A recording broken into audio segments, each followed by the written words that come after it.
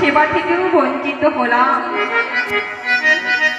কি লাভ এই জীবনে, যে জীবনে আমি ভগবানের সেবা দিতে পারবো না, যেখানে বসে আমি ভগবানকে ডাকতে পারবো না, তাহলে আমার আর বেঁচে থেকে লাভ না।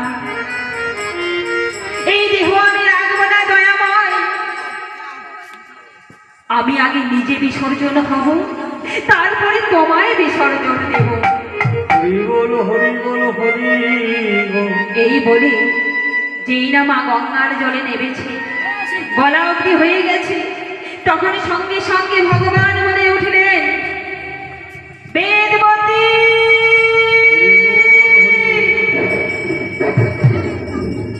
বেদবতী তুমি যাও, ঘরে ফিরে যাও। শোনো বেদবতী,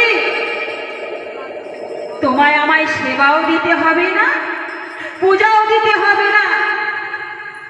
তুমি এই নারায়ণ শিলাটা ঘরের কোনো এক কোণে রেখে এসো, দিন অন্তে একবার করে তুমি ওই ওলুর ধরে দিও, তাহলেই আমি বুঝবো আমার ভক্ত আমাকে ডাকছে, আমার ভক্ত আমার সেবা দিচ্ছে।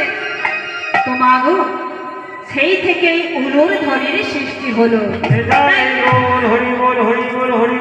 তো এই একবার করে যদি কেউ উলুর ধ্বনি করে, তা আমাদের রাধা গোবিন্দের যুগল ধ্বনি করা হয়নি। তাই উতে থাকে আমাদের রাধা রানী, আর লুয়েতে নীলকান্ত মণি। তাই সকলে বলো যুগল